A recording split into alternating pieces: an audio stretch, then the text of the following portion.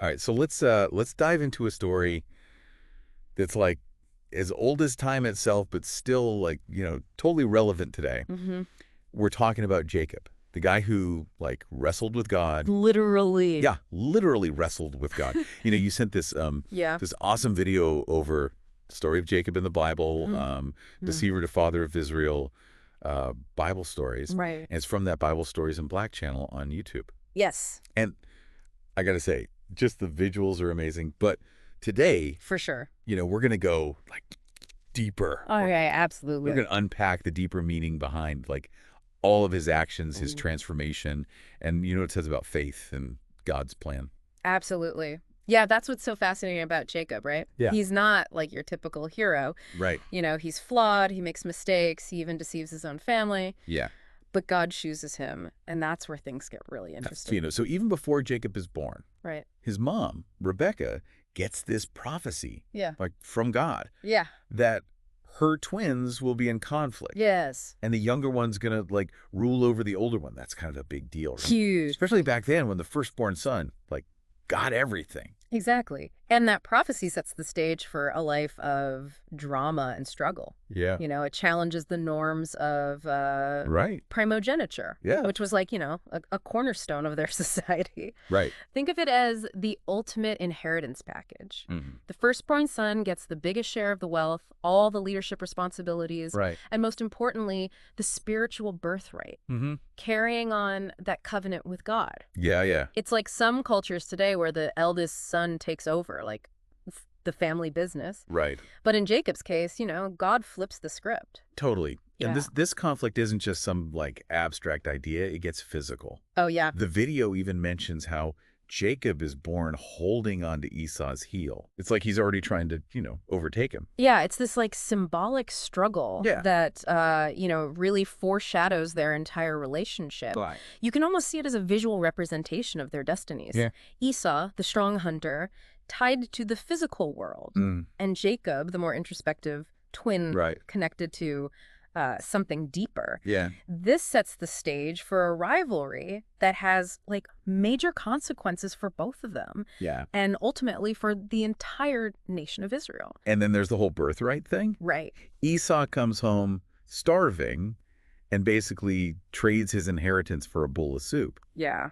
I get being hungry, but that's a pretty bad deal. It might seem like a simple transaction, Yeah. but think about what the birthright represented. It wasn't just about material possessions, it was about carrying on the lineage. Right. The promises God made to Abraham and Isaac. Yeah. Genesis 25.34 tells us, thus Esau despised his birthright. He treated something sacred with contempt. Right. It reviews his lack of spiritual awareness, Mm-hmm. his focus on immediate gratification, Yeah. that instant reward. But then you have Jacob, Right. who, let's be honest, is, pretty manipulative. Yeah, He takes advantage of his brother's weakness he does. to get what he wants. Yeah. Is that really like how someone who's supposed to be chosen by God should act? That's the thing about Jacob. He's not this, like, perfect hero. Right. His actions are driven by ambition, Yeah. but also by a deep understanding of the covenant's significance. Okay. He sees the bigger picture, even if his methods are questionable. Mm-hmm. You could argue that Jacob's yearning for the birthright reflects a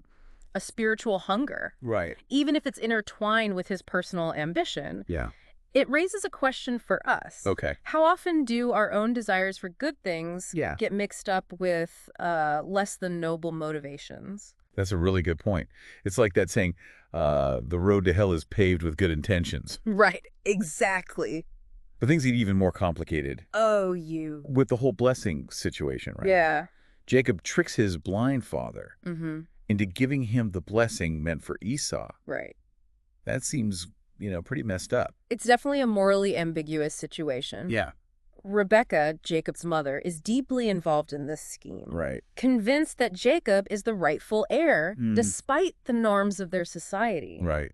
Right. Remember, God had already declared that the younger would rule over the elder. Right. Their actions, though deceptive, Mhm. are, in a sense, fulfilling that prophecy. But there are some pretty serious consequences, right? Oh, absolutely. Esau vows to kill Jacob, Yeah. forcing him to flee, Yeah, and their mother, Rebecca, never sees her son again. right. talk about unintended consequences. Yeah. It makes you think about how, like, even when we think we're doing the right thing, we have to be careful about the methods we use. Absolutely. The story doesn't shy away from the fallout of their choices. Right.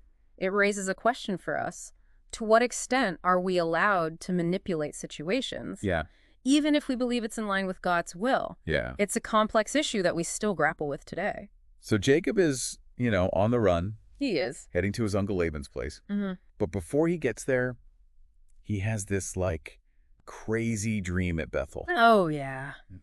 This dream is a pivotal moment in Jacob's journey. Yeah. He's alone, vulnerable, fleeing from his brother's anger. Right. He lies down to sleep, using a stone as a pillow, and has this vivid vision of a ladder stretching from earth to heaven. Wow. With angels ascending and descending. Okay. And at the top, God reaffirms the covenant made with Abraham and Isaac. Yeah. It's this powerful image of a connection between the divine and the human. It's interesting that God appears to Jacob Yeah.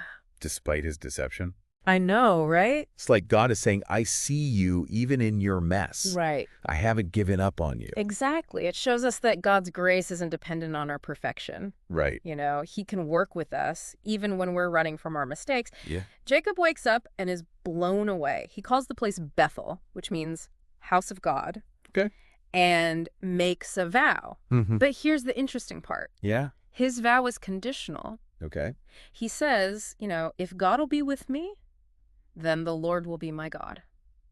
Interesting. It shows he's still figuring things out, Yeah. trying to bargain with God a little bit. Like, Like a give and take. he's starting to get it, Yeah, but he's not quite there yet. right. He's still trying to control things. Yeah. Right? To make sure he gets a good deal Yeah, out of this whole God thing. right. Which, honestly, like, I think we can all relate to sometimes. Absolutely. Like, we want God's blessings, Mhm. but on our own terms. Yeah, it's a very human response. Totally. And this tension between surrendering to God's will Yeah. and trying to control our own destiny, Right. it's a theme that runs throughout Jacob's entire life. So what happens next?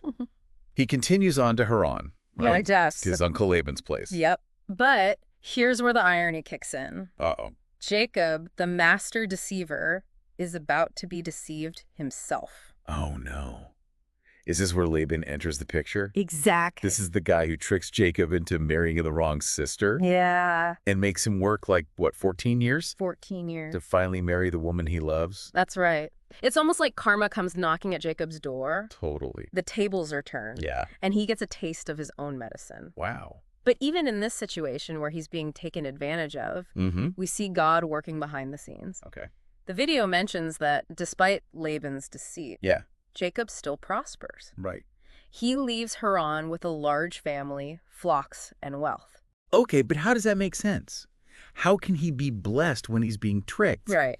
It's like the old saying, God works in mysterious ways. Yeah. But sometimes those ways are, hard to understand. That's the beauty of it. God doesn't always operate according to our logic or sense of fairness. Yeah. He's working on a much larger scale. Right. With a much longer view. Yeah. And even when things seem unfair or unjust, we can trust that he's ultimately working for our good. So even though Jacob is being deceived by Laban, he's still growing. Right. Still learning, and ultimately still being blessed. And it's in this crucible of hardship and deception that Jacob's character is truly tested and refined. Okay. Remember, he's still carrying the baggage of his past. Right. The guilt of deceiving his brother. Yeah. And now, years later, he's forced to confront that past head on. Because guess what? What? He gets word that Esau is coming for a visit with 400 men in tow. Yeah. That sounds more like an invasion Right. than a family reunion? Yeah. No wonder Jacob is, freaking out. He's terrified. And this fear, this anticipation of judgment, drives the next part of Jacob's journey. We'll explore that in the next part of our deep dive. Stay tuned. All right. So, here's Jacob, right? Successful rancher, big family, Yeah. but facing the consequences of his past, Right. He knows he can't outrun his actions forever. Yeah. And now Esau's on his way. Right. With a possible. With an entourage. Yeah, that sounds more like an army than a welcoming committee. Totally. So what does he do? Yeah. Does he try to run again? Right. He considers it. Okay. He even divides his camp hoping to, minimize the losses Yeah. if things go bad, right? Yeah. But then he does something we haven't seen him do before. Okay. He prays. Mm. And it's not just a quick, help me out prayer. Right. It's a deep, heartfelt plea for deliverance. He acknowledges his unworthiness and begs God for protection. Oh. Yeah. And you can almost feel his desperation Yeah. in Genesis 32:9-12. Yep. He says, I am not worthy of the least of all the mercies and of all the truth which you have shown your servant. Wow. Deliver me, I pray, from the hand of my brother, from the hand of Esau, for I fear him, lest he come and attack me and the mother with the children. It sounds like he's finally realizing, like, he can't control everything, you know what I mean? Yeah. He needs to rely on something bigger than himself. You can just see it. Yeah. This is a different Jacob, right? Yeah. Than the one who, schemed and manipulated his way through life. Right. He's humbled by experience, Yeah. by the realization that his choices have consequences. But even though he's praying, Mm-hmm. he's still trying to, hedge his bets, right? Yes. The video mentions he sends Esau, wave after wave of gifts. Yeah. It's like he's trying to buy his brother's forgiveness. Like he's still struggling with that idea of surrender. He wants God's protection, but he's also trying to smooth things over on his own terms. Right. It's that human impulse, right? To control the situation. Totally. To, try to fix things ourselves. Yeah. But this encounter with Esau is forcing him to confront his past. Right. And ultimately to rely on God's grace in a way he never has before. So he's praying, he's sending gifts, Yeah. but he's still scared. Yeah. I can't imagine what that night must have been like for him. It's a night of wrestling. Mm-hmm. Not just with his fears, but with something much deeper. Right. He finds himself alone by the Jabbok River. Yeah. And a man appears Okay. and wrestles with him until daybreak. Wait, hold on. He wrestles with God, Mm-hmm. Literally. The text is ambiguous, Okay. but the intensity of the struggle, Mhm. the fact that Jacob demands a blessing from this man, Yeah. and the name change that follows, all point to a divine encounter, right? This Okay. isn't just some random brawl. It's, a symbolic struggle with his past, Right. with his faith, Yeah. and with God himself. Okay, I'm hooked. Tell me more about this, wrestling match. So it's described as this, fierce, drawn-out battle. Yeah. Neither side is gaining the upper hand. Wow. And just as dawn is breaking, Mm-hmm. the man touches Jacob's hip, Okay. dislocating it. Oh. But even in pain, Yeah. Jacob refuses to let go Okay. until he gets a blessing. Really? It's this incredible display of tenacity, of refusing to give up, even when facing something far greater than himself. So what kind of blessing does he get after all that? So before the blessing, right, Right. there's this powerful moment. Okay. The man asks Jacob his name, forcing him to, confront his true identity. Right. Remember, Jacob means supplanter, a reflection of his deceitful past. Right. But in this moment of vulnerability, he acknowledges who he is. Okay. And in response, the man changes his name to Israel, which means he struggles with God. Okay. This name change isn't just, a formality. Right. It signifies a profound transformation. Yeah. Jacob, the deceiver, becomes Israel, the one who has wrestled with God and prevailed. Wow, that's heavy. Yeah. So even though he's physically injured, Mm-hmm. he's spiritually transformed. Totally. He's faced his past, Yeah. his flaws, Yeah. and come out on the other side with a new name, a new identity. Absolutely. And this transformation prepares him for Yeah. the ultimate test, Yeah. a face-to-face encounter with Esau. Okay, I'm on the edge of my seat. Right. Does Esau, charge at him with those 400 men? Yeah. Does Jacob, try to sweet-talk his way out of it? What? What happens? Picture this: dawn breaks, and Jacob, now Israel, stands ready to face his brother. Wow. He's arranged his family, Yeah. putting the most vulnerable members at the back, Okay. a desperate attempt to protect them Right. if things go wrong. Then he steps forward, alone, to meet his destiny. It takes guts to do that. Yeah. Face the music after all those years of guilt and fear. It's an act of humility, Yeah. right? A recognition of his past transgressions. Right. As Esau approaches, Yeah. Jacob bows low to the ground. Wow. Not once, but 7 times. Okay. This isn't the Jacob we saw before. Right. The schemer, the manipulator. Right. This is a man humbled by experience. Yeah. By his encounter with God. So what's Esau's reaction? Is he furious?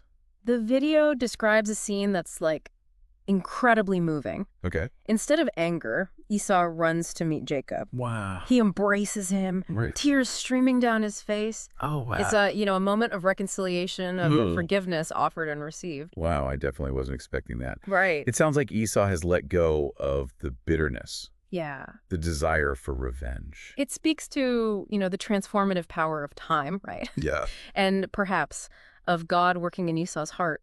Right. He sees his brother, humbled and repentant, Mm-hmm. and he chooses mercy over vengeance. It's a beautiful picture of forgiveness. Yeah. And it's such a contrast Yeah. to the tension and deceit that's marked their relationship for so long. But even in this moment of reconciliation, Yeah. we see that Jacob is still grappling with the consequences of his past. Okay. He offers Esau lavish gifts, Really? almost like he's trying to earn his forgiveness to make things right. It's like he can't quite believe that Esau has truly forgiven him. Yeah. He's still trying to, control the situation Right. to make amends for his past. It's understandable given their history. Yeah.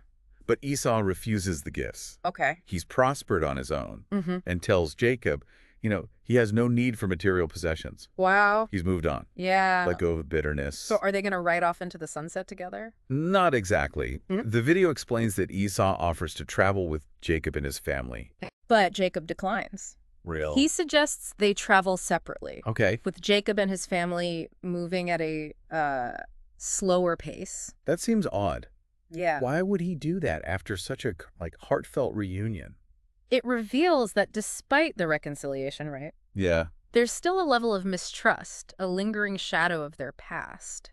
Jacob may not fully believe that Esau's forgiveness is genuine, Right. or perhaps he's just wary of getting too close again. Right. He chooses to maintain some distance, Okay. to proceed cautiously. So even though there's been forgiveness, Yeah. the scars of their past still affect their relationship. It highlights the complexity of human relationships, Yeah. especially those marked by betrayal and hurt. Forgiveness can be offered and received, but rebuilding trust takes time and effort. So where does Jacob go from here? Yeah. What happens next in his journey? He settles in Shechem and later moves to Bethel, Okay. the very place where he had that powerful dream years earlier. Right. He builds an altar there, reaffirming his commitment to God. Okay. He's, come full circle, Right. transformed from the deceiver Jacob to Israel, a man marked by his struggles All right. and chosen to be the father of a nation. It's amazing to see how far he's come, Yeah. from that young man who tricked his brother out of a bowl of soup. I know, right? But his life wasn't all smooth sailing from here, right? No. Didn't something happen with his son Joseph? Yes, the story of Joseph is a major part of Jacob's narrative. Okay. It reveals the ongoing challenges and complexities of family relationships, right? Yeah. Even within a family chosen by God. Okay, so tell me more about Joseph. What happened? So the video highlights Jacob's deep affection for Joseph, Yeah. the son of his beloved Rachel. Right. He openly favors Joseph, Okay. giving him a coat of many colors, Yeah. a symbol of honor and distinction. Oh boy, I can see where this is going. Sibling rivalry. Right. Exactly. Yeah. Jacob's favoritism triggers jealousy and resentment among his other sons. They see Joseph as a threat, Yeah. a reminder of their father's preference. What do? Driven by envy, they plot against Joseph. Oh. They seize him, throw him into a pit, Wow. and eventually sell him into slavery No way. to cover up their crime. Yeah. They take Joseph's coat, Yeah. dip it in animal blood, Oh, wow. and present it to Jacob, oh, claiming that Joseph was killed by a wild beast. that's heartbreaking. It is. Jacob must have been devastated. The video describes his profound sorrow. Yeah. He mourns for Joseph, believing him to be dead, Right.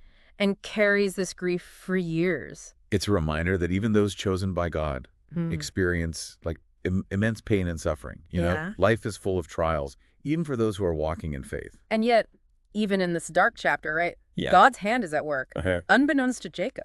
Yeah. Joseph thrives in Egypt. He rises to a position of power, second only to Pharaoh himself. So while Jacob is grieving, Yeah. Joseph is fulfilling his own destiny. Right, yeah. It's like two parallel narratives unfolding, both guided by God's unseen hand. And eventually, Hmm. these narratives converge in a dramatic reunion. Okay. A famine strikes the land, Yeah. forcing Jacob to send his sons to Egypt for food. Right. They come face to face with Joseph, Wow. unaware of his true identity. Oh, wow. That's got to be a tense moment. Right. What happens? Does Joseph, like, reveal himself right away? The story builds suspense. Okay. Joseph tests his brothers, gauging their character and their remorse for their past actions. Like, Finally, overwhelmed with emotion, he reveals himself. wow. And the brothers are stunned. I can only imagine their shock. Yeah. And probably a healthy dose of fear, too. Right. Yeah. But Joseph, in an incredible display of compassion and forgiveness, nice. sends for his father. He's eager to reunite with him after all these years. So finally, after years of believing his son is dead, Yeah. Jacob receives the news that Joseph is alive and thriving. The video captures Jacob's joy and astonishment Yeah. at 130 years old. Wow. He journeys to Egypt, his heart filled with a mixture of anticipation and maybe a touch of trepidation. But before he crosses the border into this new land, God appears to him once more, Okay. reassuring him, Yeah. "Do not be afraid to go down to Egypt, for I will make you into a great nation there." That's an incredible promise. Right? It's like God is saying, I'm with you every step of the way, Yeah. even in this, like, new and unfamiliar place. It's a powerful reminder that God's faithfulness extends beyond our immediate circumstances, right? Right. Beyond our fears and limitations. So Jacob finally reunites with Joseph. He does. What happens next? He lives in Egypt for 17 years, surrounded by his family. Wow. He witnesses Joseph's wisdom and influence, and he blesses his children and grandchildren, shaping the future of his lineage. Yeah. His story culminates in a final act of prophecy as he gathers his sons and speaks over them, foretelling the destiny of their descendants. So even in his old age, Yeah. Jacob is still playing a, like, pivotal role in God's plan. Right. He's not just a father. Right. He's a patriarch. Yeah. Shaping the future of a nation. Yeah. His life, though marked by both, triumphs and tragedies, Right. reflects the faithfulness of God. Right. From deceiver to patriarch, from Yeah. Jacob to Israel. Yeah. His journey embodies the transformative power of God's grace. It's a reminder that God can use even our mistakes, our flaws, to accomplish his purposes. And his story, like all the stories in Scripture, Yeah. invites us to reflect on our own journeys. Right. How do we see God working in our lives, even amidst our struggles and imperfections? That's a great question. I'm definitely going to be thinking about that. But before we get, like, too deep into our own personal reflection, I think we have one more part of Jacob's story to unpack. Yes, his death and legacy. Right. And what his story ultimately teaches us about faith, family, and the fulfillment of God's promises. Okay. Stay with us. Okay, so we've journeyed with Jacob, like, through deception, rivalry, even a wrestling match with God. Yeah. But as with all stories, this one too must come to an end. Right. Right. At the age of 147, surrounded by his family, Jacob takes his final breath. Wow. It's a poignant moment. Yeah. The culmination of a life that was, anything but ordinary. It makes you wonder what was going through his mind in those final moments. Did he have regrets? Did he feel a sense of peace? Yeah. The video focuses on the legacy he leaves behind. Okay. He's buried in the cave of Machpelah, the same burial place as Abraham, Sarah, Isaac, and Rebekah. Wow. It's a powerful symbol of continuity, of his connection to the covenant, Right. to the promise of a land given to his descendants. So even in death, he's pointing back to God's faithfulness, right? Yeah. To the promises that will continue to unfold, through his family. It's like his story is woven into the very fabric of, like, Israel's history. And what a legacy it is. Yeah. His 12 sons become the foundation of the 12 tribes of Israel. Right. This isn't just some random family tree. It's the beginning of a nation that will play, a pivotal role in God's plan for humanity. It's incredible to think that this one man, with all his, flaws and complexities, Yeah. is the father of a nation that will give us the Torah, the prophets, and ultimately the Messiah. Jacob's story is a testament to the power of God's grace. Right. He takes this flawed individual, this schemer and manipulator, Right. and shapes him into the patriarch of a chosen people. Right. It's a reminder that God doesn't give up on us, even when we mess up, even when we make choices we regret. It's encouraging, It makes me think about, like, my own life, my own struggles and failures. Yeah. If God can work through someone like Jacob, surely he can work through me. Right. He Absolutely. gives me hope. That's the beauty of Scripture, right? These stories aren't just ancient history. They're living narratives Right. that speak to our own experiences. Mm-hmm. Jacob's story invites us to grapple with the complexities of our own lives, Yeah. our own relationships with God and each other. So what are the, biggest takeaways from Jacob's journey? Yeah. What can we learn from his, triumphs and his struggles? Well, one of the key takeaways, I think, is the importance of wrestling with God, Okay. of engaging with him honestly and authentically, Right. even when we're afraid, even when we doubt. Yeah. Jacob's life was this constant push and pull, Mm-hmm. between his own desires and God's will. Yeah. He struggled, he questioned, Yeah. he even tried to manipulate situations to get what he wanted. Right. But through it all, God never abandoned him. It's like that old saying, pray like it all depends on God, but work like it all depends on you. Yeah. Jacob had to, learn to balance his own efforts Right. with trust in God's plan. Exactly. And even though he made some, questionable choices along the way, Right. God used those experiences to shape him, to refine him, Yeah. to ultimately prepare him for the role he was destined to play. His story is a reminder that faith isn't about, having all the answers Yeah. or always doing the right thing. Right. It's about trusting in God's faithfulness, Yeah, even when we don't understand, even when life throws us curveballs. absolutely. And it's also a story about family, about the enduring impact of our choices and the power of forgiveness. Right. His relationships with his brother, his wives, and his children were messy and often painful. Yeah. But we see love, redemption, and the incredible strength of family bonds. It's a story that, resonates with the human experience and all its complexity. Yeah. It's a story of hope, of transformation, and ultimately of God's unwavering love. And it leaves us with this challenge. How does Jacob's story resonate with our own lives? Yeah. What can we learn from his struggles and triumphs about our relationship with God, Right. our interactions with others, and our own journeys of faith? Those are definitely some questions worth pondering. And if you want to dive deeper into the visuals and storytelling, I highly recommend checking out the full video story of Jacob in the Bible Deceiver to Father of Israel Bible Stories on the Bible Stories in Black YouTube channel. It's a great way to experience the story in a new way. Yeah. And to reflect on the timeless lessons it offers. Well, that wraps up our deep dive into the life of Jacob. Yeah. Thanks for joining us on this journey of deception, transformation, and ultimately redemption. Absolutely. Until next time, keep seeking, keep wrestling, and keep trusting in the God who can transform even the most unlikely characters into instruments of his grace.